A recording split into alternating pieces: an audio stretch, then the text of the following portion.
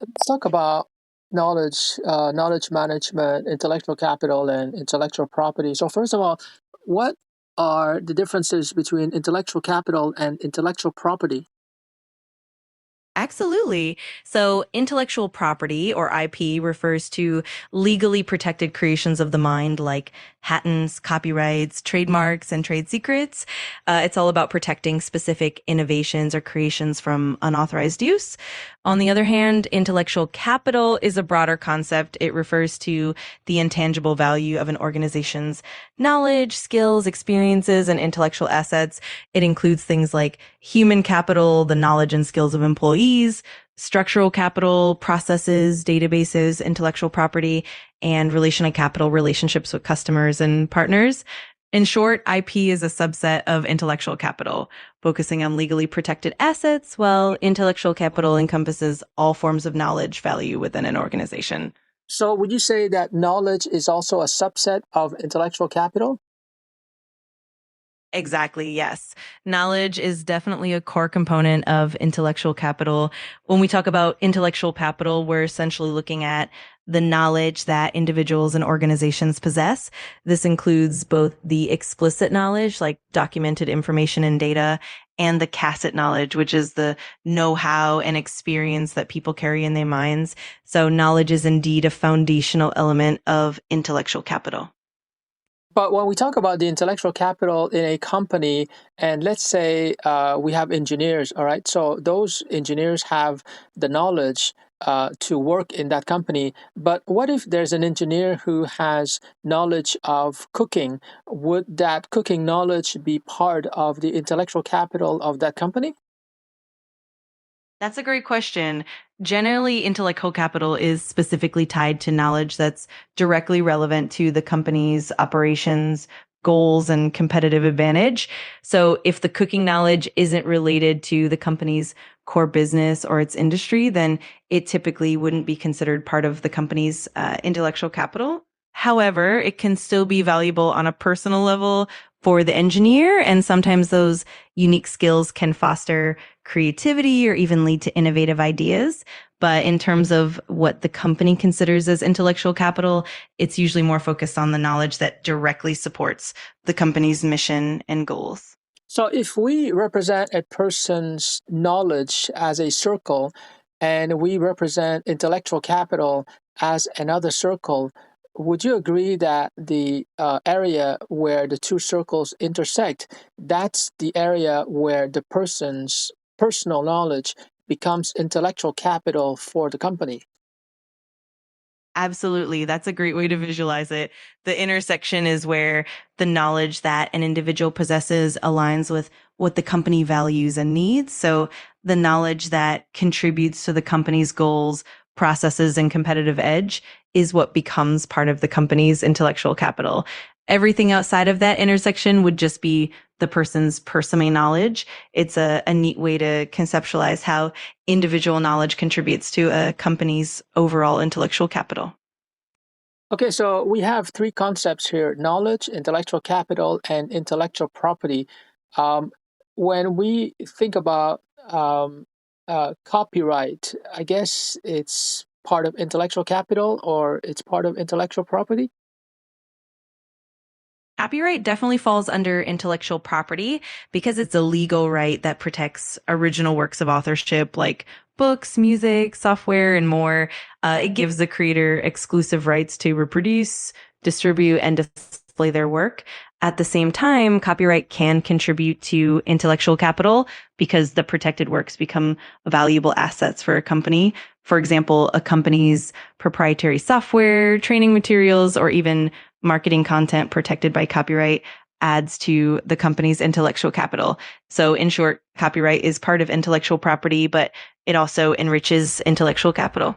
So, can I say that intellectual property is necessarily intellectual capital, but intellectual capital is not necessarily intellectual property?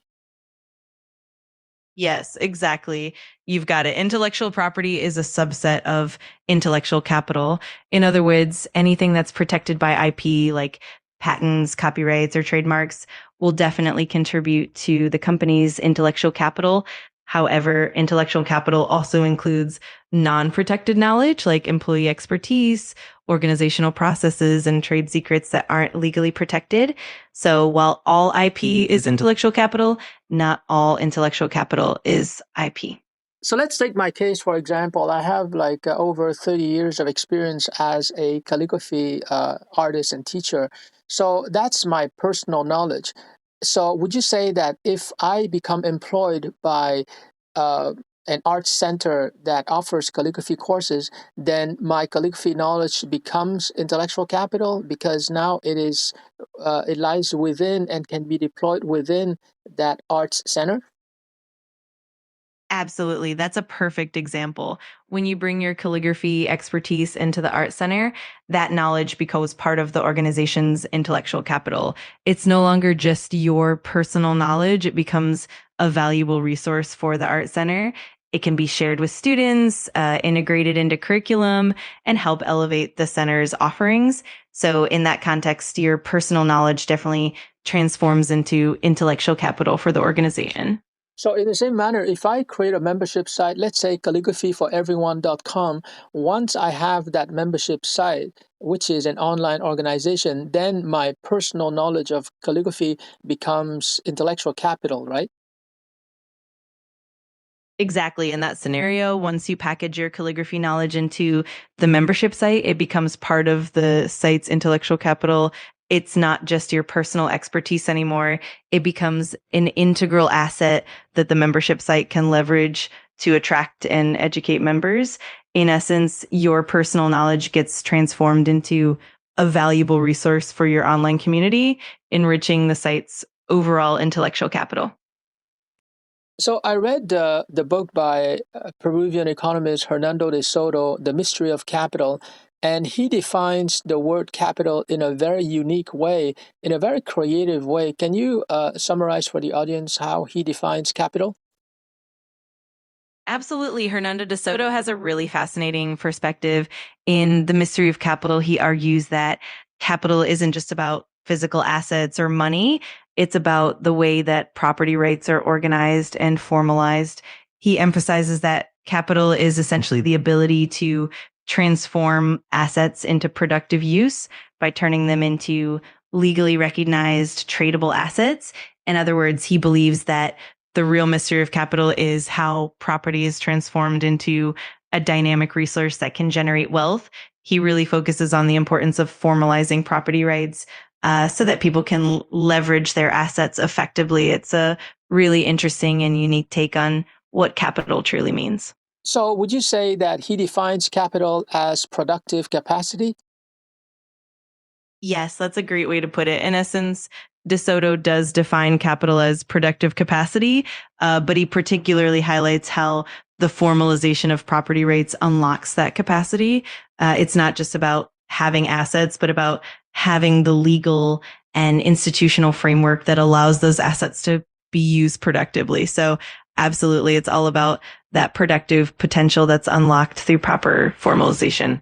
But if I remember correctly, it's not just the formal representation, it's or the legal framework, it's also the creativity that people are using to create productive capacity from assets, right?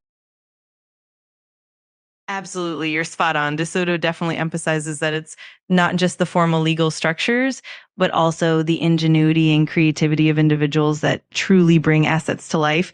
It's the entrepreneurial spirit and the innovative ways people use their resources that really unlock the productive capacity of capital. So it's definitely a blend of both the legal frameworks and the human creativity at play. You mentioned assets. Can you define what an asset is? Of course, an asset is essentially anything of value that can be owned or controlled to produce positive economic value. This can include tangible assets like property, equipment, or inventory, as well as intangible assets like intellectual property, brand reputation, or patents. The key idea is that an asset has the potential to generate future benefits or income, and it can be leveraged in some way to create value. So, in essence, assets are the building blocks of wealth and productivity. Would you consider intellectual capital, for example, employee knowledge and the work methods within a company? Would you consider intellectual capital to be an asset? Absolutely, yes. Intellectual capital is definitely considered a form of asset. It encompasses the collective knowledge, skills, and innovative capabilities of employees, as well as the company's processes and methodologies. This type of asset is invaluable because it drives innovation, efficiency, and competitive advantage. So, in the broader sense, intellectual capital is indeed a key asset for any organization. Yeah, I understand it's an asset, but like for example, the knowledge of employees, it doesn't appear in on the balance sheet of the company. So how can you say that that kind of intellectual capital is an asset? That's a great point. It's true that traditional accounting standards don't always capture intellectual capital as a tangible asset on the balance sheet, mainly because it's intangible and not easily quantified. However, from a strategic and operational perspective, intellectual capital is still very much an asset because it drives the company's value, innovation, and competitive edge.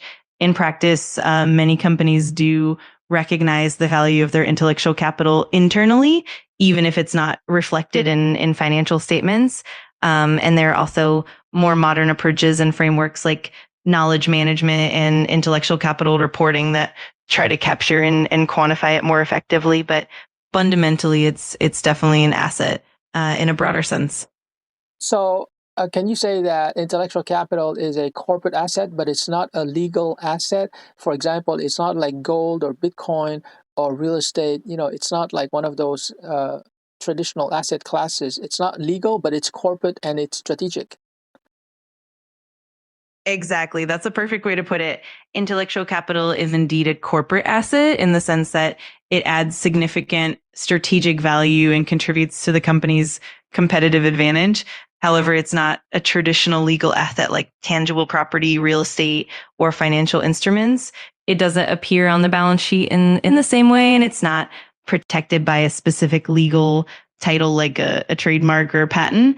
But it's incredibly valuable from a corporate and strategic standpoint. So it's really that blend of being intangible and yet immensely important for the company's success. Remind me of the definition that Hernando de Soto has about debt capital.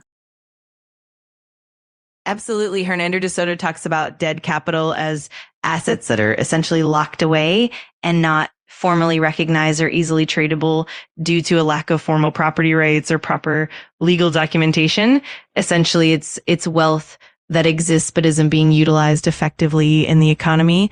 This can be land, property, or other assets that aren't formally registered or recognized by the state. Because of this, they can't be easily leveraged, sold, or used as collateral. By formalizing property rights and integrating these assets into the formal economy, we can transform dead capital into productive capital. This unlocks economic potential and allows individuals and businesses to leverage their assets more effectively. It's all about bridging that gap between what's theoretically valuable and what's practically usable in the economy. So while I was reading The Mystery of Capital, it occurred to me that debt capital is a phenomenon that can apply to professionals on LinkedIn. For example, a lot of them have valuable intellectual capital in their heads, but it's not being used and deployed as productively as it could. So I refer to that as debt intellectual capital. That's such an insightful analogy. Absolutely. In a way, the concept of dead capital can definitely extend to intellectual capital as well. Professionals who have valuable knowledge and skills might not always have the right platforms, structures, or opportunities to fully leverage that knowledge. So in that sense, it can remain underutilized or dead until it's properly harnessed and formalized. It's a great way to frame the idea of unlocking that potential and making it more productive and impactful. So, for example, I used to teach project management, even though I don't have a lot of experience as a project manager. On the other hand, I have a friend who has about 10 years of experience as a project manager, And he probably has more project management experience than I have, probably 10 years more. But his project management knowledge inside of his head is what I would call dead intellectual capital. Whereas in my case, I used my little bit of intellectual capital on project management to teach and and get paid $80 an hour. So would you say that in my case, I have live intellectual capital, whereas in the case of my friend who has 10 years of experience as a project manager, he has dead intellectual capital in a sense that he has intellectual capital that he's not deploying in order to make money. Absolutely. That's a great way to put it. In your situation, your intellectual capital is actively deployed and generating value, which means it's kind of live intellectual capital. On the other hand, your friend's extensive project management knowledge, while incredibly valuable, isn't currently being used in a way that generates income or impact. So that definitely fits the idea of dead intellectual capital, at least in terms of it not being actively deployed. Of course, that doesn't mean it's not valuable. It just means there's untapped potential. With the right platform or opportunity, that knowledge could become live as well. So it's a really interesting way to look at how we can unlock and utilize intellectual capital more effectively. Now, it's great for him if he continues to pay to work as a project manager. So let's say he's making $80,000 a year as a project manager, and that's great. He's making money by acting as a project manager. But let's say that for some reason he loses his job, then his dead intellectual capital, in other words, his project management knowledge, is producing zero money for him. Exactly. That's a great illustration of how dead intellectual capital can impact someone's financial resilience. Even if your friend is currently earning a good income from his role, that knowledge remains locked away and is at generating additional income outside of that job. If he were to lose that job, then his valuable expertise would essentially become dormant until he finds another way to deploy it. This is why finding ways to translate that knowledge into other forms like consulting, teaching, or creating products can be so valuable. It helps to ensure that intellectual capital remains productive and not just dependent on one single employment situation. It's definitely an important consideration for long-term financial and professional security. I think that in his case, it's about productivity because he's using his project management job to become productive as a project manager. In my case, as a project management teacher, it's not so much about productivity because I'm not managing any projects, right? But it's about me helping my students to become productive. So in my case, it's not productivity; it's about production capability. I'm helping, my students to become productive. Absolutely. That distinction is really insightful. In your friend's case, productivity is directly tied to his own work and output as a project manager. He's applying his knowledge and skills in real time to deliver results. On the other hand, your role as a teacher is more about fostering the productivity of others. You're essentially building the production capacity of your students, helping them become productive in their own careers. It's a different kind of productivity, one that's focused on empowering others and amplifying their capabilities. So it's a really fascinating perspective on how intellectual capital can be deployed in different ways. Now, if my friend wanted to start teaching project management, he definitely has the credibility because he's been working in the telecom industry for 10 years. But I don't think it's going to be so easy for him to become a teacher, especially at a college level. Like when I used to teach project management, I had to develop a course that was going on for 15 weeks, and that's 3 hours of classroom and 3 hours of homework. And so to develop the 15 modules, each module has 3 hours and contain a lesson plan, exercise, PowerPoint slides, etc. I mean, that's a lot of work. It's what we call instructional design. And so, my friend who's a project manager would not be able to just become a teacher because it's not just about talking. You have to teach in a certain way. You have to develop the course content, etc. Absolutely. That's so true. Teaching, especially at the college level, involves a lot more than just sharing expertise. It really requires a deep dive into instructional design, creating structured lesson plans, engaging materials, and assessments that help students truly grasp the content. It's definitely a blend of both content expertise and pedagogical skills. Your friend would definitely need to invest time and effort into learning how to design and deliver effective courses. It's definitely a whole different skill set beyond just having the practical experience, but with the right dedication and approach, it's definitely something achievable. It's a really interesting dynamic to consider. Now, in the case of this project management course, since I developed it already and it's been tested, during several semesters, I could sell to my friend a license. So let's say he can pay $2,000 a year, and for the whole year, he would be allowed to use my project management course content. Absolutely. That's a fantastic idea. By licensing your already developed course, you're essentially turning your intellectual capital into a revenue stream. It's a win-win. Your friend gets a ready-made proven curriculum and you get to monetize the work you've already put in. Plus it allows your friend to offer high quality content without having to start from scratch, which is a huge benefit. It's a great way to leverage your existing intellectual assets and help your friend at the same time. It's definitely a smart and strategic approach. I remember in The Mystery of Capital by Hernando de Soto, he talks about the 6 properties of capitalism. Can you remind me of those properties? Of course, Hernando de Soto identifies several key properties that make capitalism function effectively. Some of the main ones include: 1, property rights. Clear and secure property rights are fundamental as they allow individuals to own and control assets and to use them as a basis for generating wealth. 2, legal formalization. The ability to formalize property and business transactions through legal frameworks is crucial. This means that assets and businesses are recognized and protected by the law. 3, accessibility. Capitalism thrives when people have access to the formal economy, meaning that they can easily enter markets, start businesses, and participate in economic activities. 4, liquidity. The ability to convert assets into money or other forms of capital quickly. I think you're talking about general properties in his book, but I was referring to specifically the 6 properties in one chapter. I think it was chapter number 2. Well, for example, the first property is that all the economically relevant information is stored in a centralized database. A second property is the fungibility of assets. A third property is the security and protection of transactions. Got it. Yes, I see what you mean.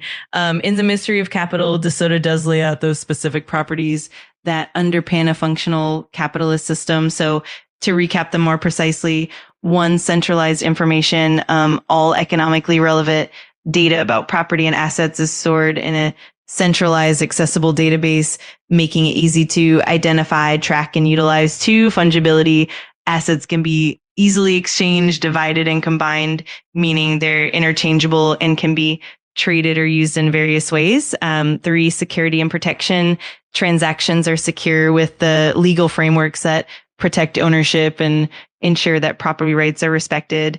4, interconnectedness. Assets and property are linked within a broader economic system, allowing them to be integrated into markets and used effectively. 5, transparency. There's transparency in transactions and ownership, so everyone can see and verify the details of assets and property. 6, mobility and transferability. Assets can be easily transferred, sold, or inherited, which helps ensure that they remain productive and valuable over time. These properties really highlight how a well-functioning capitalist system relies on clear legal frameworks and accessible, transparent systems. It's definitely a fascinating part of his work.